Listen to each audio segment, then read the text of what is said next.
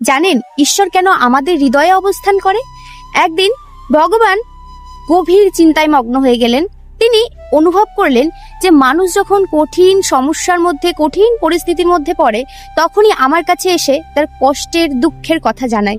কিন্তু যখন সে সুখে থাকে তখন সে আমাকে ভুলেই যায় স্মরণ করতে, এবং আমার কাছে এসে কখনো কৃতজ্ঞতা তো জানাই না, বরঞ্চ উল্টে আমার কাছে এটা না ওটা কিছু না কিছু চাইতেই থাকে। সব দেখে ভগবানের একটি বিচার হলো যে মানুষকে তো আমি সবসময় তাদের কর্ম অনুযায়ী ফল দিয়ে থাকি, কিন্তু সামান্য কষ্টে কেন তার কাছে বারবার ছুটে এসে অভিযোগ জানাতে থাকে। তাই ভগবান ঠিক করলেন তার এই দ্বিধাদ্বন্দ্ব দূর করার জন্য সকল দেবতাদের নিয়ে একটি সভা করবে।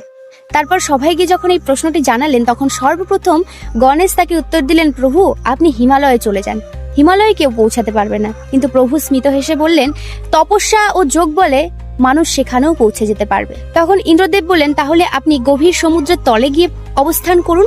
বরুণদেবও কিন্তু এই কথাই মতামত প্রকাশ করলেন। কিন্তু ভগবান বললেন, মানুষের ইচ্ছা আর কৌতূহল অসীম, একদিন তারাও সেখানে গিয়ে ঠিক পৌঁছে যাবে। তখন সকলের কথোপকথনের মধ্যে সূর্যদেব বিনম্রভাবে বললেন, প্রভু আপনি সকলের হৃদয়ে অবস্থান করুন, কারণ মানুষ এই পৃথিবীতে বাইরেটা দেখে কিন্তু নিজের ভেতরটা দেখার সাহস প্রকাশ করতে পারে না। যদি কেউ নিজের অন্তরের ভেতরটা দেখার সাহস প্রকাশও করে, তাহলে সে কখনো আপনার কাছে অভিযোগ নিয়ে আসবে না, আর না তো সে কখনো আপনার কাছে কিছু চাইবে, সে শুধু আপনার মধ্যে বিলীন হয়ে যেতে চাইবে।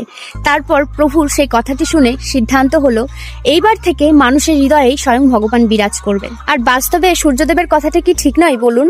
আমরা মন্দির, পর্বত, যে কোনো স্থানে আমরা শুধু ভগবানকে খুঁজে বেড়াই, অথচ ভগবান কিন্তু আমাদের হৃদয়েই অবস্থান করছে, কিন্তু তাকে হৃদয়ের মধ্যে থেকে খুঁজে নেওয়ার মতো জ্ঞানচক্ষু আমাদের হয় না। সত্যি তো এটাই, আমাদের ভগবানকে পেতে গেলে আগে নিজেদের হৃদয়ের দ্বারটি খুলতে হবে আর মনের দ্বার বন্ধ করতে হবে, কারণ মনের দ্বার আমাদের সর্বদাই সংসারের দিকে বারবার নিয়ে যায়।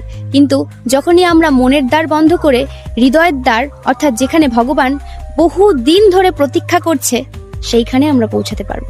হরে কৃষ্ণ, হরি বল।